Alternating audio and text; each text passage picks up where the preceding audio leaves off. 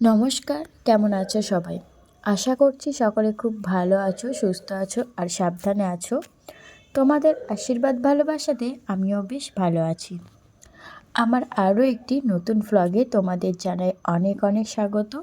শীতের আরও একটি নতুন দিনের অনেক অনেক শুভেচ্ছা। ভিডিওটি ছিল গত শনিবারে আমার মায়ের শরীর খারাপ, সেটি দেখতে গিয়ে মায়ের অবস্থা দেখে এই ভিডিওটি আর তোমাদের সাথে শেয়ার করা হয়নি। মনটা বড্ড খারাপ ছিল কাল, আর সাথে শরীরটাও খারাপ ছিল আর কাজের চাপটাও ছিল, যেই কারণে ভিডিওটিতে ভয়েস দেওয়া হয়নি আর তোমাদের সাথে শেয়ারও করা হয়নি। এই ভিডিওটি যেহেতু শনিবার সকালটা ভাবছিলাম যে কতক্ষণে আমার মাকে দেখতে যাব, আর সকাল থেকেই একটা মেঘলা মেঘলা ওয়েদার ছিল। তো সেই মেঘলা মেঘলা ওয়েদারেই সকাল সকাল ঘুম থেকে উঠে ব্রাশ সেরেই কাকুমণির জন্য চা করে নিয়েছিলাম, আর সাথে নিজের জন্য 1 কাপ করে নিয়েছিলাম। যদিও আমি সেই 1 কাপ চা এত বড় একটা মগে খাচ্ছি। তারপরেই চলে এসেছিলাম এই যে তোমাদের সাথে একটু ওয়েদারটা শেয়ার করব বলে। দেখতেই পাচ্ছ কেমন একটা মেঘলা মেঘলা ওয়েদার। যদিও সকালবেলাটা একটু মেঘলা মেঘলাই থাকে, তবে আজকের ওয়েদারটাও পুরোটা মেঘলা মেঘলাই, দেখেই বোঝা যাচ্ছে আকাশটা একটা গুম মেরে রয়েছে। যাই হোক, এবার কাজ শুরু করব। তো আগে শুরু করব উঠোনটা ঝাড় দেওয়া। এখনও উঠোন ঝাড় দেওয়া হয়নি, আজকে কোনো কাজই হয়নি। তো আজকে উঠোনটাই ঝাড় দেওয়া শুরু করলাম। আর এই যে দেখতেই পাচ্ছ উঠোনটা ঝাড় দিচ্ছি। এই পাশটা আগে ঝাড় দেবো, তারপরে ওই পাশটা। তবে ঝাড় দিতে দিতে একটা বিপত্তি ঘটে গেছিলো। এখানে আমি ঝাড় দিতে দিতে ঝিরিঝিরি বৃষ্টি পড়ছিল, আর দেখতেই পাচ্ছ গায়ে কোনো সোয়েটার দিইনি। কাজ করতে করতে সোয়েটার পরে কাজ করতে পারি না, কিন্তু মাথায় এঁটো দিয়েছি, কারণ মাথাতে প্রচণ্ড ঠান্ডা পড়ে আর আমার ঠান্ডায় সমস্যা। আর যেহেতু আমি এখনও একটা নিউমোনিয়ার পেশেন্ট, তো সেই কারণে আমার ঠান্ডাতে একটু সমস্যা হয়। সেই কারণে আমি গায়ে কিছু না দিলেও মাথায় সবসময়, শীতের সময় সবসময় মাথায় একটা কিছু দিয়েই রাখি, যাতে আমার কানটা আর মাথাটা প্রোটেক্ট থাকে। তো চলো, এখানে উঠোনটা ঝাড় দেওয়া শুরু তো করেছিলাম, তবে আমি কমপ্লিট করতে পারিনি। তার কারণ হলো বেশ ঝিরিঝিরি বৃষ্টি পড়ছিল। আমি যখন এই জায়গাটায় ঝাড় দিচ্ছিলাম তখনও আমি ফোঁটা ফোঁটায় বৃষ্টির অনুভব করছিলাম ঠিকই, তবে বুঝতে পারিনি যে বৃষ্টি পড়ছে।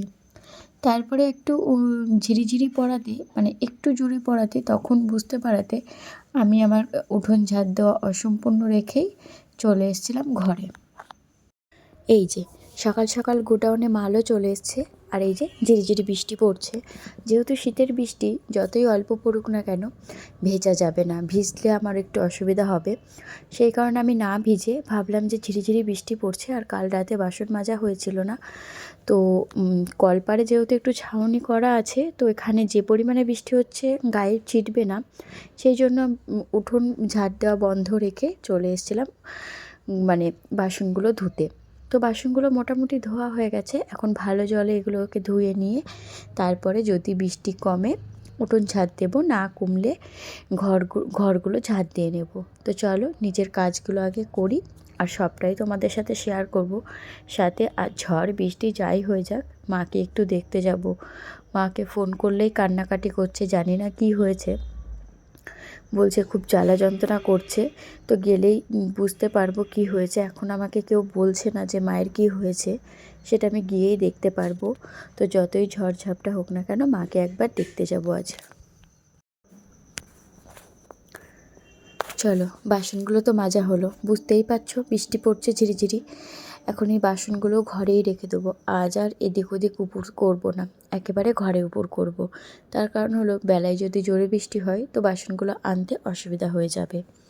তারপরে হালকা বৃষ্টি কমে যাওয়ার পরেই চলে এসেছিলাম উঠোনটা পুরোটা ঝাড় দিতে। ওই পাশটা সম্পূর্ণটা ঝাড় দিয়ে নেওয়ার পরে এসেছিলাম বাড়ির সামনেটা ঝাড় দিতে। এখন এই পাশটা ঝাড় দিয়ে নিয়ে উঠোনটা ঝাড় দেওয়া হয়ে গেলে আগে জল তুলবো, তারপরে দুটো জামা কাপড়ও কাচবো। কাচাকুচি করে তারপরে ঘর ঘর ঘরের কাজ করব। তো চলো আগে এখানে উঠোনটা ঝাড় দিয়ে নিই।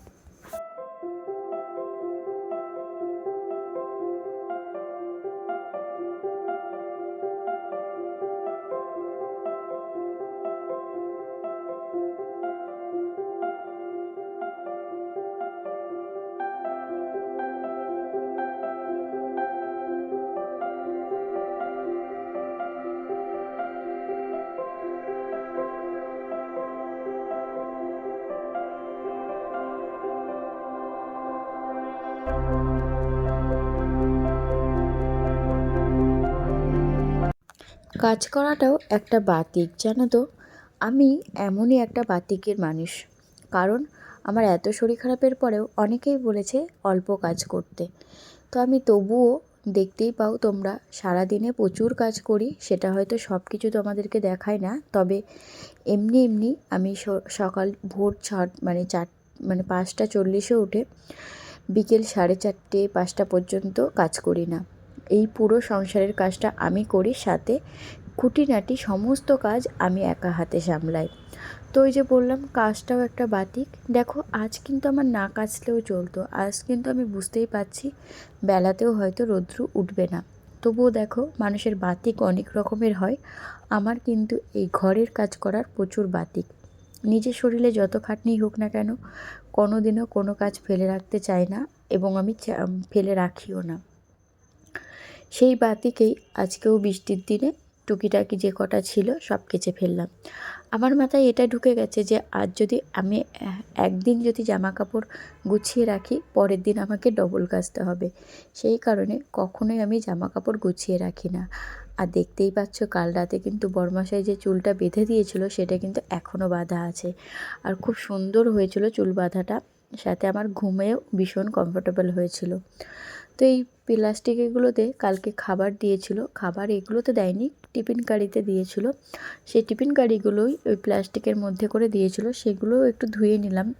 তো আজ সেরকম রান্নাবান্না ঝামেলা নেই। কালকে যে খাবারগুলো দিয়েছিল সেগুলো সব আছে, সেগুলো বেলা হলে একটু গরম করে নেব। রান্নাবান্না ঝামেলা না থাকলেও ঘরের অনেক কাজ আছে। তো এখন চলো, আজ হয়তো বরমশাই কাজে যাবে না। তো কাজে না গেলে আমার একটু সমস্যাই হয়। ও কাজে চলে গেলে আমি আমার মতো করে কাজ করতে পারি, আর ও থাকলে আমার কাজের অনেক ব্যাঘাত ঘটে। তো যাই হোক, এখানে রান্নার জলটাও ভরে গেছে, সেটাও নিয়ে ঘরে চলে আসলাম। এখন যাব ঘর মুছতে। ঘর ঝাড় দিয়ে ঘর মুছতে শুরু করে দিয়েছি। ঘরগুলো সব মোছা হয়ে গেছে, এখন এই বারান্দাটা মুছে নিয়ে তারপরে বাকি খাবারগুলো গরম করব। এখন প্রায় 10টার উপরে বেজে গেছে। তো যেহেতু রান্নার ঝামেলা নেই, আর সকালে কিছুটা ভাত আছে, তো ভাত আর তরকারি সবটাই আছে, সেগুলো শুধু গরম করলেই হয়ে যাবে। তো চলো আগে ঘরগুলো মুছে আসি।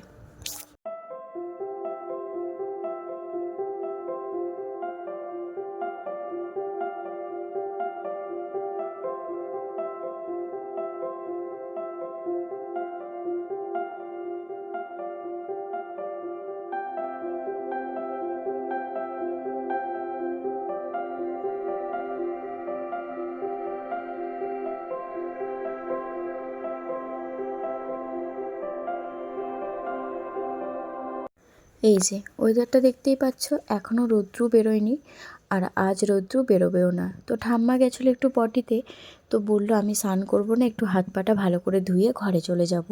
তো সেই জন্য তাকে হাত পাটা একটু ধুয়ে দিলাম, ধুয়ে ঘরে নিয়ে চলে এসেছি। আর এখানে কালকের যা খাবার ছিল সেগুলো গরমে বসিয়ে দিয়েছি। এটা হচ্ছে পটল দিয়ে আলু দিয়ে চিংড়ি মাছের যে পটল চিংড়ি হয় সেই তরকারিটা। বাকি অনেক কিছুই গরম করা হয়ে গেছে, যেমন ডাল আর মাছ, ওগুলো গরম হয়ে গেছে। এখন পটল চিংড়িটা করছি। আর এই যে আমার ঠাকুমা শাশুড়ির ভাত, এখন যেটা আমি খাওয়াতে যাব। এই যে এখন না সকালের খাবার খাওয়াচ্ছি, মোটামুটি এখন 11টা বাজে। সকাল থেকে বললেও খেতে চায় না, কারণ বলে সারাদিন তো শুয়ে বসে থাকি, সেরকম খিদে পায় না। সকালবেলায় 8টার দিকে উনি একবার রচা আর কিছুটা মুড়ি খায়, শুকনো মুড়ি। তারপরে ভাত খেতে খেতে 11টা বেজে যায়, কারণ হাজারও বলি তবুও খেতে চায় না। তবে এখন যেহেতু খাইয়ে দিই, তো তাই ওই ভাত নিয়ে জোর করে মুখের মধ্যে দিয়ে দিই, কিন্তু সেটাতেও ভয় লাগে। উনি আবার বমি করে ফেলে, তো সব কিছু হজম করতে পারে না। তো উনি যখন খেতে না চায় তখন আবার জোর করতেও ভয় লাগে, কারণ উনি আবার বমি করে দেওয়ার একটা অভ্যাস আছে ওনার। এখন যেহেতু বয়স হয়েছে আর একটু বদহজমও হয়ে যাচ্ছে, তাই উনি যখন খুব জোর করে যে আমি এখন খাবো না, তো আমি এটা ধরেই নিই ওনার শরীর ভালো লাগছে না তাই খাবে না, তখন আর জোর করি না। তবে মাঝে মাঝে এরকম খাবার হাত সামনে নিয়ে চলে গেলে সেটা উনি খেয়ে নেয়। যাই হোক, ওনার এই সকালের খাবারটা খাওয়ানো হয়ে গেল। এখন উনি জলটা খেয়ে একটু মুখটা ধুয়ে নিক, আমি আমার কাজগুলো সেরে নিই। এই যে কাজে যাব কি, এই বৃষ্টি শুরু হয়ে গেল, জামা কাপড়গুলোও তুলতে পারলাম না। দুপুরের বাসনগুলো মাজতে মাজতেই বৃষ্টি শুরু হয়ে গেল। দুপুরে তো রান্নাবান্না সেরকম কিছু ছিল না, ওই খাবারগুলো গরম করেছিলাম, করে খাবারগুলো যে পাত্রে রাখা ছিল সেগুলো গরম করার পর পাত্রগুলো চেঞ্জ করে নিয়েছিলাম। তো সেই খাবারের পাত্রগুলোই একটুখানি ধুতে হয়েছিল। তারপরেই এই যে স্নান করেই চলে আসলাম। আর এই পাঁপড়টি দেখতেই পাচ্ছ, এটি বড়মশাই কাল আমার কিনে দিয়েছিল। তো এটি কাল কিনে দেওয়াতে কাল আর খাওয়া হয়নি। তো ভাবলাম চলো আজকে বৃষ্টির ওয়েদার, এখনও কাকা শ্বশুর বাড়ি আসেনি, তো আমারও একটুখানি হালকা হালকা খিদে পাচ্ছিলো, যেহেতু সকালে সেইভাবে আমি ভারী কিছু খাইনি আজ। তো ভাবলাম যে চলো তাহলে এই পাঁপড়টাই বসে বসে খাই। তবে পাঁপড়টা খেতে খেতে মনে পড়লো বড়মশাই তো আজ বাড়িতেই আছে, তো তাকে না দিয়ে কী করে খাই। তো খেতে খেতেই তাকে ফোন করে নিয়েছিলাম। তো সে এসে পাঁপড়টা খেয়েও ছিল, সেটা আর মনে ছিল না। তারপরে রেডি হয়ে বেরিয়ে পড়েছি। এই যে এই এই দোকানটি হলো, এই 3টে দোকানই আমাদের, একটা কাকা শ্বশুরের, আর যেটি বন্ধ সিলভার কালারের ওইটি আমাদের দোকান। আর এখন আমি যাচ্ছি পাড়াডাঙ্গায় মাকে দেখতে, যেহেতু বড়মশাই যাবে না, বড়মশাই গতকাল গেছিলো, আজ আমিই যাচ্ছি। ঠাকুমার শাশুড়ি রয়েছে তো, তাই আর তাকে নিয়ে যায়নি। আর এখানে আমি দেখো চলেও এসেছি। আর এটা হলো আমার মেজ বৌদি, মানে আমার বান্ধবী, এটা হলো তাদেরই দোকান। তো চলো ওর কিছু বক্তব্য তোমাদেরকে একটু শোনাই। আমার ননদিনী এখন আমাদের বাড়ি এসেছে। এটা তোর বাড়ি? এটাই তোর বাড়ি? তোর এটাই বাড়ি? আমার ননদিনী এখন আমার বাড়ি এসেছে। প্রথমে আমার সাথে দেখা করে গেল, আমার কাকি শাশুড়িকে দেখতে এসেছে। শরীরটা খারাপ, তো তোমরা সবাই প্রে করে যেন খুব তাড়াতাড়ি ভালো হয়ে যায়। আর আবার একদিন তোমাদের সাথে আমি অনেকক্ষণ কথা বলবো। এখন মধ্যে টাটা।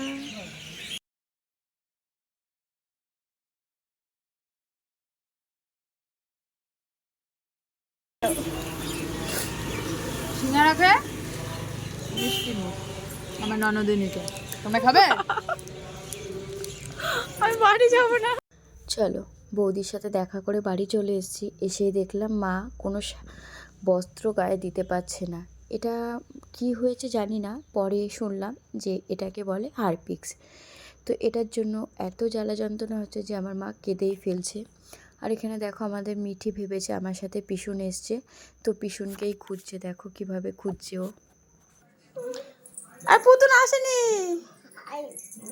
আসেনি আসেনি আসেনি আসেনি পিছন, ও খুঁজতে যাচ্ছে গো। আসেনি পিছন, আমি এসছি একা। আসো আসো আমার কাছে আসো, আছো আছো আছো আছো। ভামের বাতা হয়েছে, ভাম কান্না করছে। হ্যাঁ, তোমার আবার কি হয়েছে? ও মা গো, তুমি এনেছো? ওরে বাবা, দাও দাও দাও, তুমি এত ভারী আটাটা আনতে পারলে?